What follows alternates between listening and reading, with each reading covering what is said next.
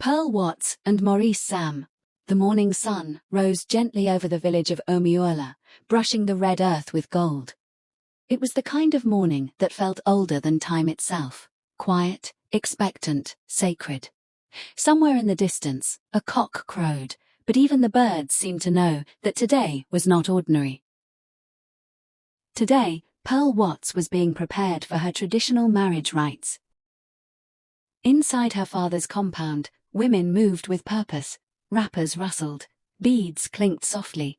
The air was rich with the smell of palm oil, roasted yam, and incense. At the center of it all sat Pearl, calm on the outside, a storm of emotions within. She stared at her reflection in the small mirror before her. "Is this really happening?" she whispered. Her mother, Mama Fananya, smiled knowingly. "It always feels unreal," she said softly, "until the drums begin." Pearl's journey. Pearl had never imagined her life circling back to Umuola this way. She had left years ago, ambitious, determined, hungry for more than the village could offer. City lights had shaped her, polished her confidence, sharpened her tongue. She built a name for herself, learned to stand alone, learned to trust only herself. Love was never part of the plan. Then Maurice Sam walked into her life like an unanswered prayer. They met by chance, or so it seemed, a shared silence. A laugh that lingered longer than expected. A conversation that felt too honest for strangers. From that moment, something shifted.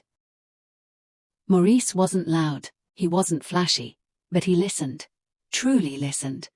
And Pearl, who had mastered the art of emotional armor, found herself slowly, dangerously unguarded. Across town, Maurice prepares. In another part of the village, the men gathered. Maurice sat among his kinsmen, dressed in pristine traditional attire. Coral beads rested heavily on his neck, symbolic of responsibility, not status. His face was calm, but his hands betrayed him, clasped tightly together. His uncle leaned close. "You look like a man going to war." Maurice chuckled nervously. "In a way, I am."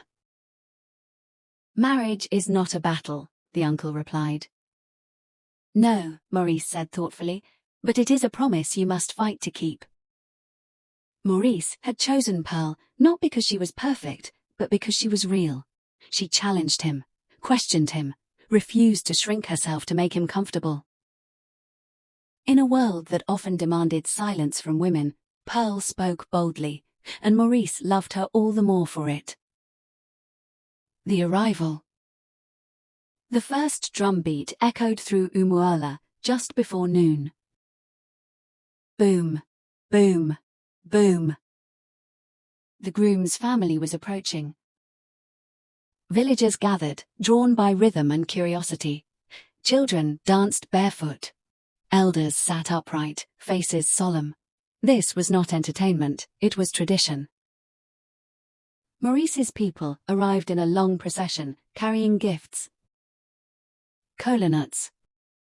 Palm wine. Yams. Fabric. Livestock. Each item spoke a language older than words: respect, intention, honor. As custom demanded, they were stopped at the gate. "Who are you?" a voice called out. Maurice's eldest uncle stepped forward. "We are people who have seen a flower and come to ask if it may bloom in our home." Murmurs of approval rippled through the crowd. Pearl's test. Inside the compound, Pearl waited. Her heart pounded as the women began to sing, teasing songs, testing songs, songs meant to remind her that marriage was not fantasy, but work. She was brought out slowly, dressed in layers of wrapper, beads adorning her wrists, ankles and neck. Her eyes were lowered, not in submission, but in respect. The elders watched closely. "Do you know this man?" one asked. Yes, Pearl answered clearly. Has he come willingly? Yes. Has he forced you? Pearl lifted her head then, her voice steady. No, I chose him. The women erupted in cheers. Searching for the groom. As tradition required, Pearl was sent back inside, and the groom was hidden among the crowd. Drums softened, the moment stretched. Pearl emerged again, holding a cup of palm wine. She scanned the faces slowly, deliberately, passing men who smiled, teased, gestured. Then she saw him. Maurice stood still, eyes locked on hers. No grand gesture. Pearl walked toward him. No rush. With hands that trembled just slightly, she knelt and offered the cup. I have found my husband. Maurice accepted the wine and drank. The drums exploded. Words from the elders. An elder cleared his throat. Marriage is not a road of roses, he began. It is a farm. If you don't weed it, it will grow thorns. He turned to Pearl. Will you respect this man, even when anger knocks? I will, she said. He turned to Maurice. Will you protect her dignity, even when pride tempts you? Maurice didn't hesitate.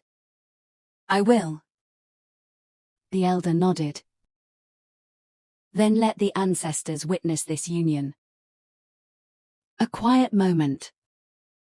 Later, away from the noise, Pearl and Maurice found a moment alone beneath an old mango tree. Pearl exhaled. So, this is us now. Maurice smiled softly.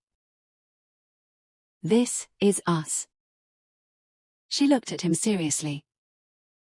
Promise me something. Anything. Promise that when things get hard, and they will, we won't become strangers. Maurice reached for her hands. I promise to choose you, every day. Tears filled Pearl's eyes, but she smiled. The celebration. As evening approached, the village transformed. Laughter, music, dance. Pearl danced with her friends, her beads shimmering. Maurice joined her, slightly awkward, completely joyful. This wasn't just a marriage. It was two histories agreeing to walk forward together. Two families becoming one. Two imperfect people choosing commitment over convenience. Closing narration, perfect for YouTube outro. And so, under the watchful eyes of ancestors and the blessing of living hearts, Pearl Watts and Maurice Sam began a new chapter, not as a fairy tale, but as a promise. A promise to learn, a promise to grow, a promise to love, intentionally. Because in the end, marriage is not about perfection. It is about showing up. Even when the drums are silent.